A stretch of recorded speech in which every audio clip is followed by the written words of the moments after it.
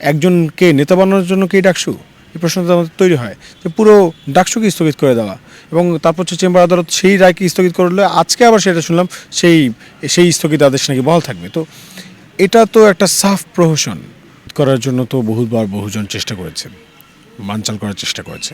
গত দিনের কথা যদি বলেন, হাইকোর্ট একজন রিট করেছে, তার রিটের পরিপ্রেক্ষিতে আপনি ঠিক আছে তা মানে সেই ব্যক্তি দোষী না নির্দোষ সেটা নিয়ে আপনি কথা বলতে পারেন বা হচ্ছে সেটা নিয়ে রায় দিতে পারেন, কিন্তু একজনকে নেতা বানানোর জন্য কি ডাকসু? এই প্রশ্নটা আমাদের তৈরি হয় যে পুরো ডাকসুকে স্থগিত করে দেওয়া এবং তারপর হচ্ছে চেম্বার আদালত সেই রায়কে স্থগিত করলে আজকে আবার সেটা শুনলাম সেই সেই স্থগিত আদেশ নাকি বহাল থাকবে। তো এটা তো একটা সাফ প্রহসন। হ্যাঁ, তো ঢাকা বিশ্ববিদ্যালয় একটা স্বায়ত্তশাসিত প্রতিষ্ঠান, সেটার ইন্টারফেয়ার যদি এখন এইভাবে বিভিন্ন মাধ্যম থেকে করানো হয়, তো এটা তো আসলে এটা একটা ষড়যন্ত্রের অংশ। রাষ্ট্রযন্ত্রকে যারা এখন নিয়ন্ত্রণ করার চেষ্টা করছে তারা আসলে চাইছে না ব্যাপারটা এরকমটা হোক। সো আপনাদেরকে আমরা এটুকু বলতে চাই যে যে কোনো ষড়যন্ত্রই হোক না কেন, ঢাকা বিশ্ববিদ্যালয় চেয়েছে, ঢাকা বিশ্ববিদ্যালয়ের শিক্ষার্থীরা চেয়েছে ডাকসু হবে, তো ডাকসু হবে ইনশাল্লাহ।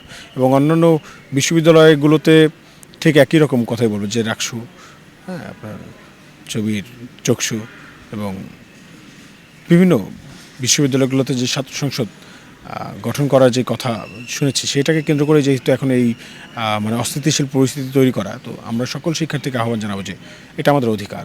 বিশ্ববিদ্যালয় প্রশাসন এখন যেরকম মেকানিজম চালাচ্ছে, আমাদের মনে হচ্ছে কোনো একটা বিশেষ গোষ্ঠী বা বিশেষ দলীয় এজেন্ডা বাস্তবায়ন করার জন্য এই কাজগুলো করছে। এবং এরকম গত নির্বাচনে মানে যেই 2018-19-এর যে ডাকসু নির্বাচন, সেখানেও কিন্তু এরকম একটা ঘটনা ঘটেছিল যে একটা গুঞ্জন উঠেছিল যে ভোট মেকানিজম হয়েছে। তো আসলে এই যে আশঙ্কা তো কম বেশি থেকেই যায়, তবে আমরা শিক্ষার্থীরা সজাগ আছি। সো যদি এমন কেউ করার চেষ্টা করে তাহলে তাকে এর উপযুক্ত মাসুল দিতে হবে।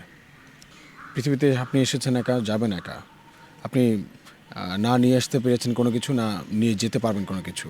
মাঝখানে আপনি যতটুকু সময় পান, এই সময়ের মধ্যে যদি আপনার একটা তৃপ্তিদায়ক মৃত্যু ঘটার মতো এমন কোনো কাজ আপনি করতে না পারেন, তাহলে তো আপনার জীবনটা আসলে ব্যর্থ। তো আসলে আমার জীবনের এক্সপেকটেশন বেশি কিছু নাই, শুধুমাত্র জীবনের মানে অন্যতম লক্ষ্য একটা তৃপ্তিদায়ক মৃত্যু, শুধুমাত্র একটা তৃপ্তিদায়ক মৃত্যুর অপেক্ষায়। সো এখন আমরা তো অলমোস্ট হচ্ছে শহীদ হওয়ার জন্যই এসেছিলাম, কিন্তু এখন পর্যন্ত যে বেঁচে আছি এটা হয়তো আল্লাহর বিশেষ কোনো রহমত। আল্লাহ হয়তো চাচ্ছেন যে আমরা আরও কিছু সমস্যার সমাধান করি। এবং আপনাকে মনে রাখতে হবে যে ঢাকা বিশ্ববিদ্যালয়ের প্রত্যেকটা স্টুডেন্টই একা। হ্যাঁ, যারা দলবলে চলে তারা গুটি কয়েকজন, কিন্তু বাদবাকি সবাই কিন্তু একা। সো আমরা কিন্তু প্রতিনিধিত্ব করছি ওই একা চলা মানুষগুলোর।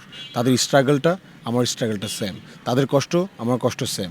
তারা যেভাবে হচ্ছে গিয়ে হলের ক্যান্টিনে ডাল খেতে গিয়ে তাদের কষ্ট হয়, আমারও একই রকম কষ্ট হয়। তারা যেমন ভাত খেতে গিয়ে কষ্ট হয়, আমার একই রকম কষ্ট হয়। তারা যেমন ক্লাসে যেতে তাদের কষ্ট হয়, হ্যাঁ, যেই সকল সমস্যাগুলো তারা ফেস করে, আমারও একই রকম সমস্যা আমি ফেস করি। তো আলটিমেটলি কষ্টের জায়গায় আমরা কিন্তু সবাই আবার এক। অধিকারের জায়গায় আমরা, অধিকার আদায়ের জায়গায় আমরা সবাই কিন্তু এক। কিন্তু একা চলতে শিখতে হবে, একা চলা, একা লড়াই করা শিখতে হবে। নয়তো হচ্ছে নিজেকে অসহায় মনে হবে যখন হচ্ছে কোনো একটা জায়গায় এমন একটা সিচুয়েশন তৈরি হয়ে যাবে যেখানে আপনি ছাড়া আপনার আশেপাশে আর কেউ নেই, তখন আপনাকে একাই ফাইট করা শিখতে হবে। সো একা চলা, মানুষ বলে যে একা চলা যায় না, একা বলা যায় না, একা করা যায় না, এই ন্যারেটিভটা আসলে ভাঙার দরকার আছে। এই সাইকোলজিটাকেই ভেঙে দেওয়ার জন্য একা একা চলা।